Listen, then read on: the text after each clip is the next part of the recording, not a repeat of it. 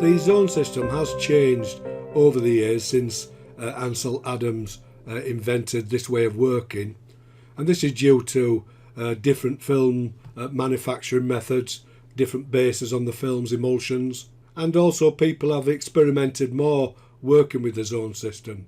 Some people, rather than placing the shadows on zone 3, will place them on zone 4, and the thinking behind that is that if they place them on zone 4, then they'll get better shadow detail and they can darken them down in post in the darkroom or on the computer.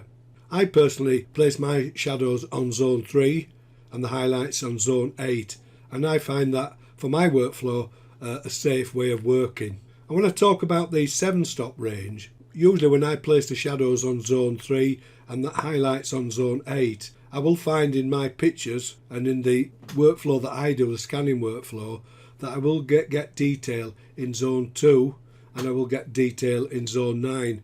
So it's just my preferred way of working. The zone system is not set in stone. You have to experiment and find the best method that works with you. But in this video I'm going to show you the basics and trying to show you how the method of placing zones and altering development times can help you tremendously when you're shooting film. It's basically designed for shooting on sheet film, so you know, if you're using roll films it's not going to work as effectively for you. In a previous video I did regarding using the 1 degree spot meter aimed at beginners, I thought I'd take this a little bit further and try and explain how the zone system works and how you work with the actual developer and the development times and how it can affect the zones. In the beginner's guide, spot meter guide, I showed in that video that if you placed zones in a certain area by underexposing or overexposing, the actual tones shift up and down the scale. But here lies a problem with that, because in a perfect world, if the actual zones are working within that 7-stop range, then there'll be no problem. You develop your film as normal and you'll get a nice full tonal range on the negative.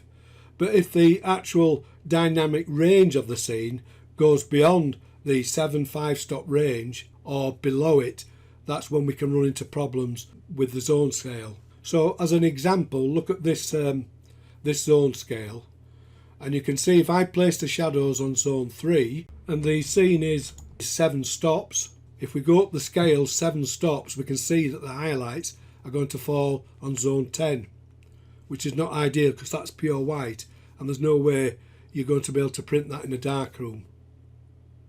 And you'd even struggle with that if you was scanning the actual negative on a computer. It's because by shifting one zone affects all the rest. And this is where Ansel Adams and Fred Archer devised a system called the zone system. And without getting into this too technically, because there are a lot of things involved with this and there's literally books wrote on this. Ansel Adams wrote a book on it. Densotometry comes into the equation, calibrating your actual camera or handheld light meter to get correct negative densities with a given developer. All these tests have to be really carried out to make sure that when you visualize the scene that the zones will fall exactly in the places that you actually want them to do. But in this video I'm just briefly showing you how to work with the zone system, because in a lot of respects it's a very simple system to work with. So following from that example where we've got a 7-stop dynamic range, you could argue that okay then, we've got our highlight values on zone 10. Why don't I just shift that highlight value down to zone 8 and then everything's great? But it's not, because you have to remember the whole scale is moving. So if we move zone 10 down to zone 8, zone 3 has to go down to zone 1. And again, that's not ideal, but because it's out of the actual what we call the textural range within a scene. And the textural range runs from around about zone 2 to zone 8. And this is an area that you should be able to see detail and recognisable areas within a picture just peeking through the shadows, but you won't see it at zone 1. So whatever we do with this scale, we can't we can fix one, but it'll affect the other because it's moving up and down the whole scale. The way around that is to use what they call n plus and n minus development times. And it's using the actual film's developer to control the contrast and density within the negative itself. So we go out, we take readings within a scene, and then we develop the sheet of film to the desired contrast and density that we're after. So let's take that example that we go out with the camera and we measure the dynamic range at 7 stops.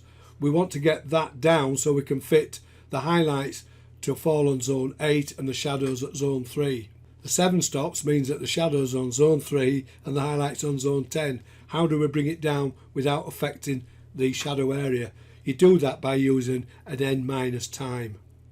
N minus 1 is 1 stop. N minus 2 is 2 stops. So in this scenario, if we did an n minus 2, the zone 10 would come down 2 stops to zone 8, where we want it to be, but the shadows on zone 3 will not be affected or affected very little. It's just the way that developer works.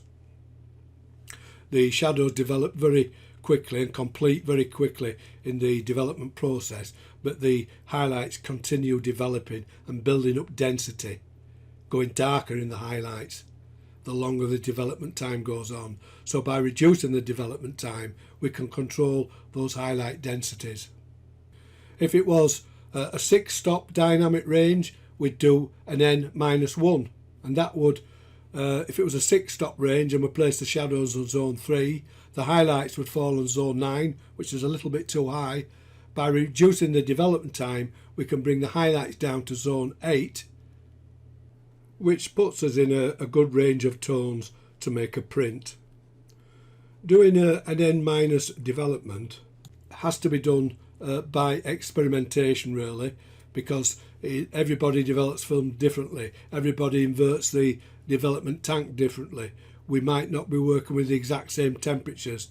And then minus 1, you would reduce your development time by around 20%, and n minus 2 reduce the development time between 30 and 40%. To have a working formula, you could use this guide for your n minus times. So let's take another example. We go out with the camera and we measure the scene's dynamic range with the spot meter, and placing the shadows on zone 3, where we've just seen a little bit of detail, and measuring the brightest highlights where we want to see detail. As I say, there's only 3 stops of dynamic range, and that's telling us that it's a very low contrast scene, and it's going to produce a rather flat looking negative and definitely a rather flat looking print.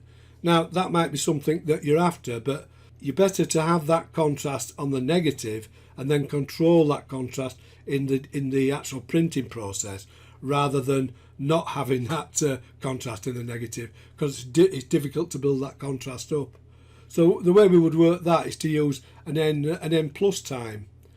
Now, because we're placing the shadows on zone 3 and we've only got a 3 stop range, dynamic range, it means that the brightest areas are going to fall around zone 6. But for this scene, it's probably best to go to zone 7, and this would be an n plus 1. And that effectively leaving the film in the developer for a longer period of time builds that density up in the highlights. This working formula will give you an idea and give you good starting points for developing for the n plus times. The zone system also helps you pre-visualize a scene, because if you know what a particular zone is going to look like, you can in your head imagine what another zone is going to look like. So if we've got zone 3 and we know that another zone or another area within a picture is falling on zone 5, we can actually visualize that area as being zone 5. And we can go up the scale to zone 8. If we know it's zone 8, we know where it's going to fall on the actual print. So it's a really good way of working, a way of working where you're not blindfolded, so to speak. You've got a visual representation in your mind. You can even carry a piece of card with the zone scale on it, and that will help you in visualising the scene that's in front of you. It also tells you what the dynamic range of the scene. Is it a flat scene? Is it a normal scene? Is it a high contrast scene? The zone system is not set in stone. It's not something that you have to strictly adhere to. There might be times under certain lighting conditions that you want to restrict the tonal range, say to the lower end of the scale to create a low key image, or you might want to restrict the tones up the scale to the higher zones, the brighter tones, to create a high key image. This is all dependent on the type of lighting, but it's all to do with your own vision and what feeling you want the zones to produce to put over in the actual finished print itself. So this is the man that started it all, the zone system. Will we be ever as good as him? Probably not. His own dedication and vision and attention to detail is still a wonderment to this day when you look at his pictures. Anyway, I hope you enjoyed this video and the part 1 in this small series.